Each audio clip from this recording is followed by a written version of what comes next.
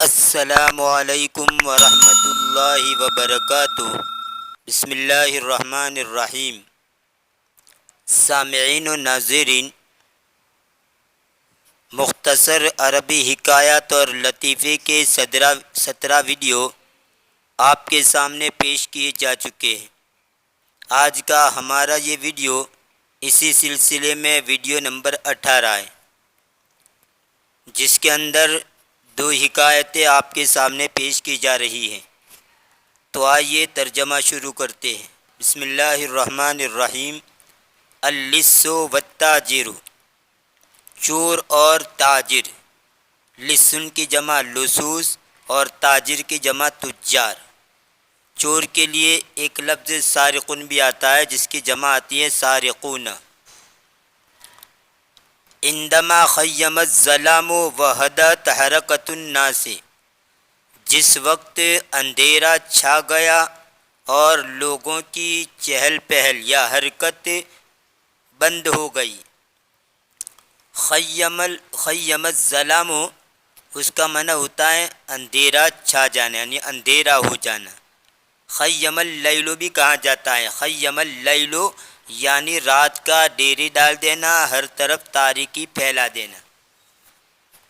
اور ہدأ یہدأ ہدأً و ہدوءً، باب فتح سے ٹھہرنا، ساکن ہونا، رکنا، تھمنا۔ ہدأ العلم عنہ، اس کا درد ختم ہو گیا یا کم ہو گیا۔ یہ جملہ بھی بولا جاتا ہے جاء حین ہدأت العین والرجل، وہ اس وقت آیا جب لوگ سو چکے تھے، ان کی آنکھ اور پیر کی حرکت بند ہو گئی تھی۔ اور ہدأ الغضب، غصے کا ٹھنڈا پڑ جانا، یعنی غصہ ٹھنڈا پڑ گیا۔ ذهب لص لیسرق بیت احد التجار، ایک چور گیا تاکہ وہ تاجروں میں سے کسی تاجر کے گھر کی چوری کرے۔ اقترب منہ بحذر حتی وصل حائط البیت، وہ اس گھر سے نزدیک ہوا چوکن احتیاط کے ساتھ، یعنی چوکن نہ رہ کر۔ حذر کا معنی احتیاط، چوکن نہ ہونے کے ساتھ۔ وہ اس سے قریب ہوا احتیاط کے ساتھ، چوکن نہ ہو کر۔ حتی وصل حائط البیت، یہاں تک کہ وہ گھر کی دیوار تک پہنچ گیا۔ سمع زوجۃ التاجر تقول لزوجہا، اس نے تاجر کی بیوی سے سنا جو اپنے شوہر سے کہہ رہی تھی انت تری ان ابنتنا الوحیدۃ اصبحت فی سن الزواج، تو دیکھتا ہے کہ ہماری اکلوٹی بیٹی شادی کی عمر میں ہو گئی، یعنی شادی کی عمر میں پہنچ گئی۔ اصبح یصبح اصباحا، اس کا معنی ہو جانا، صبح کرنا بھی اس کا معنی آتا ہے، اور ایک معنی اس کا ہو جانا۔ تو دیکھتا ہے کہ ہماری اکلوٹی بیٹی وہ شادی کی عمر میں ہو گئی۔ وہی ذات خلق و جمال، اور وہ اچھے اخلاق والی اور جمال والی ہے، یعنی خوبصورت ہے اور اچھے اخلاق والی ہے۔ وَأَرَىٰ أَن نُزَوِّجَهَا لِرَجُلٍ يَخْشَى اللَّهَ، اور میں مناسب سمجھتی ہوں کہ ہم اس کی شادی کر دے ایسے آدمی سے جو اللہ سے ڈرتا ہو۔ قال اللص فی نفسہ، چور نے اپنے دل میں کہا سأذهب إلى المسجد فقد یختارنی زوجا لها، ان قریب میں مسجد کی طرف جاؤں گا، پس وہ مجھے اس کے لیے شوہر کے طور پر چن لے گا۔ وعدل عن السرقۃ، اور وہ چوری سے باز آ گیا۔ عدل یعدل کا معنی انصاف کرنا بھی آتا ہے، اور عدل یعدل کا ایک معنی ہٹنا، رک جانا۔ تو یہاں یہی ترجمہ ہوگا چوری سے رک گیا۔ عند الفجر ذهب اللص الى المسجد، فجر کے وقت چور مسجد کی طرف گیا۔ فکان اول الداخلین و آخر الخارجین، پس وہ سب سے پہلا داخل ہونے والا اور سب سے آخر میں نکلنے والا تھا، یعنی سب سے پہلے مسجد میں گیا اور سب سے آخر میں نکلا، داخل ہونے والوں میں پہلا اور نکلنے والوں میں آخری، یعنی سب سے پہلے داخل ہوا اور سب سے آخر میں نکلا۔ فکان اول الداخلین و آخر الخارجین، پس وہ سب سے پہلا داخل ہونے والا اور سب سے آخری نکلنے والا تھا۔ ومضى على هذه الحال ایاما والتاجر يراقبه، اور اسی حالت پر چند دن گزر گئے اور تاجر اس کی نگرانی کر رہا تھا، یعنی اس کو دیکھ رہا تھا۔ ولم ير منه الا خيرا، اور اس نے اس کی طرف سے نہیں دیکھا مگر خیر، یعنی خیر کی ہی بات ہے، خیر ہی ان کی طرف سے اس نے خیر ہی کا مشاہدہ کیا۔ فقال فی نفسه، تو اس نے اپنے جی میں کہا، یعنی تاجر نے، ھذا هو الزوج المناسب لابنتی، یہی مناسب شوہر ہے میری بیٹی کے لیے۔ اقترب منہ، چنانچہ وہ اس سے قریب ہوا، وقال له بلطف، اور مہربانی کے ساتھ، نرمی کے ساتھ اس کو کہا، یہ بلطف پڑھیں گے، لطف نہیں، لطف، انت شاب تقی، تو پرہیزگار نوجوان ہے، اراکا تواظب علی الصلوات، میں تجھے دیکھتا ہوں کہ تو نمازوں کی پابندی کرتا ہے۔ وقبل ان یکمل حدیثہ، یہ میم کے نیچے زیر پڑھیں گے، اکمل یکملو، باب افعال سے پورا کرنا۔ وقبل ان یکمل حدیثہ قال له اللص وأریدک یا عم، اور اس سے پہلے کہ وہ اس کی بات پوری کرے، چور نے اس کو کہا، یعنی تاجر کی بات پوری کرنے سے پہلے چور نے اس کو کہا، اور اے چچا میں آپ کو چاہتا ہوں، ارادہ یرید ارادتن کا معنی ارادہ کرنا، چاہنا، اور اے چچا میں آپ کو چاہتا ہوں، فانا اصوم یوم الاثنین یوم الخمیس من کل اسبوع، پس میں پیر کے دن اور جمعرات کے دن روزہ رکھتا ہوں ہر ہفتہ، یوم الاثنین پیر کا دن اور یوم الخمیس جمعرات کا دن۔ فقال له، اور اسبون کا معنی ہفتہ، اس کی جمع آتی ہے اسابیع۔ فقال له لکننی لم اسألک عن صومک، یہ لام کے اوپر پیش غلط ہے، لم کی وجہ سے جزم پڑیں گے۔ فقال له لکننی لم اسألک عن صومک وشق فیہ، بس اس نے اس کو کہا لیکن میں نے تجھ سے تیرے روزے کے بارے میں نہیں پوچھا، اور اس نے اس میں شک کیا۔ ولم یارض علیہ زواج ابنتہ، یا غلط ہے، زواج ابنتی پڑھیں گے۔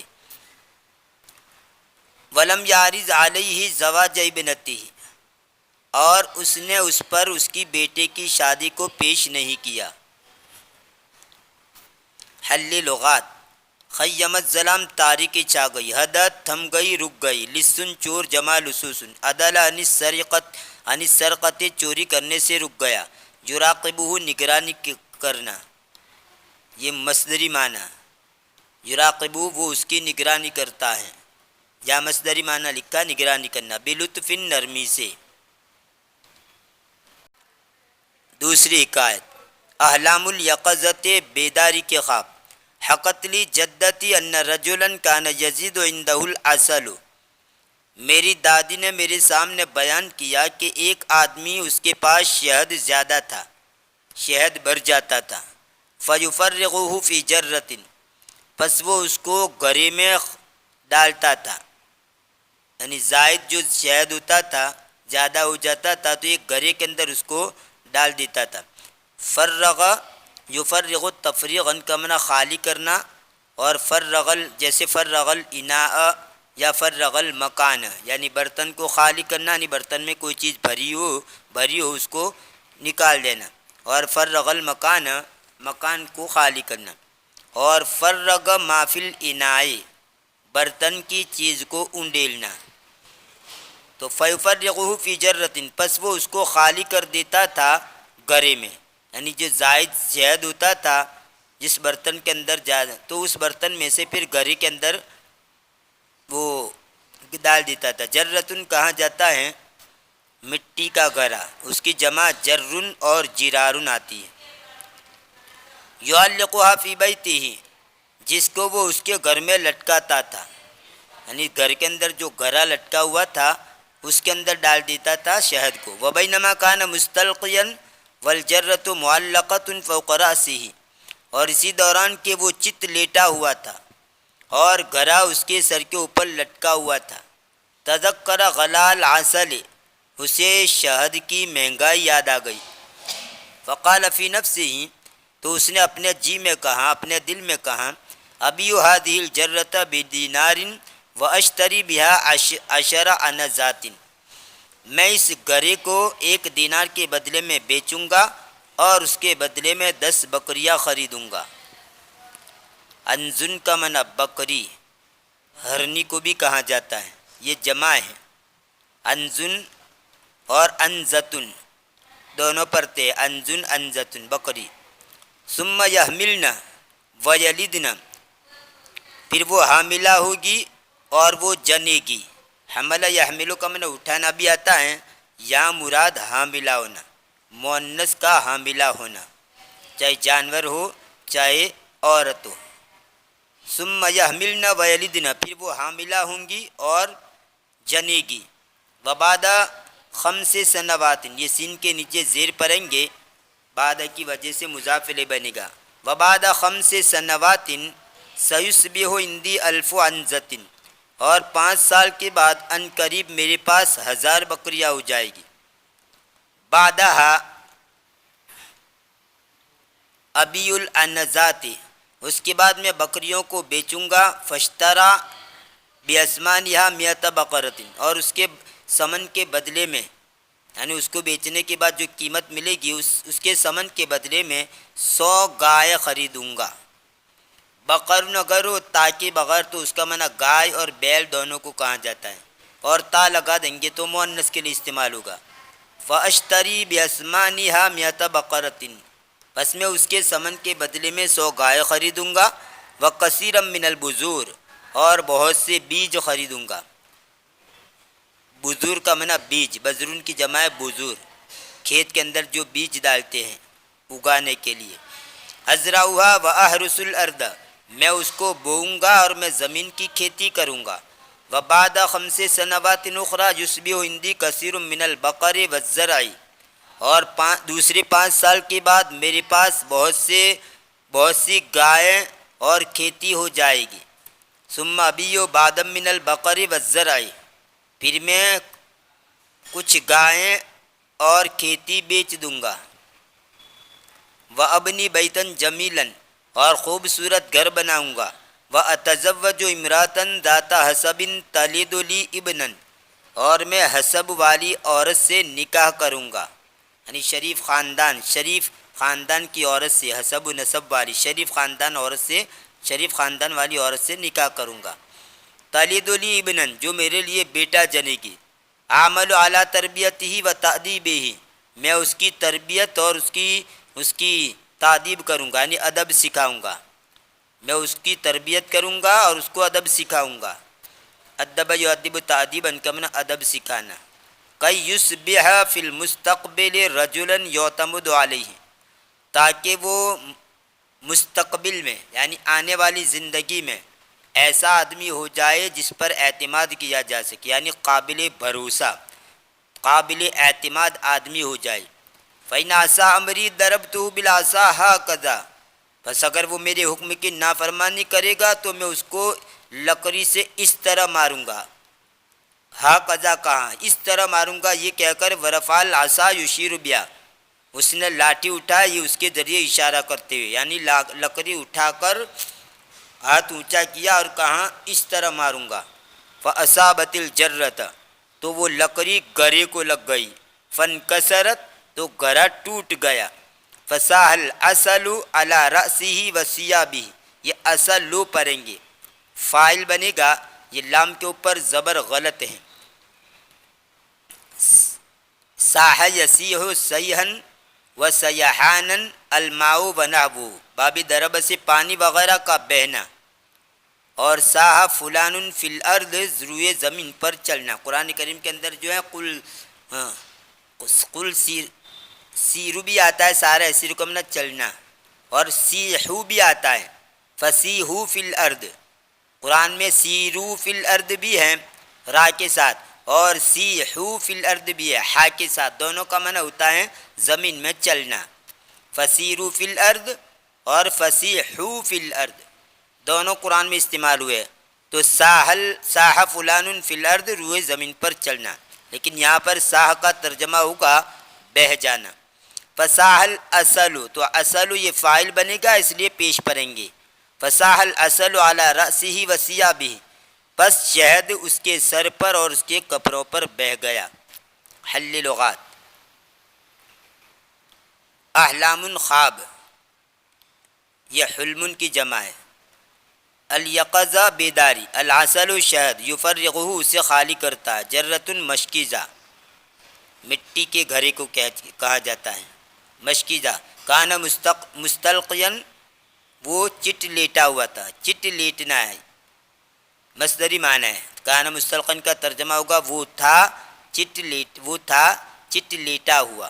گلاؤن کا معنی مہنگا ہونا۔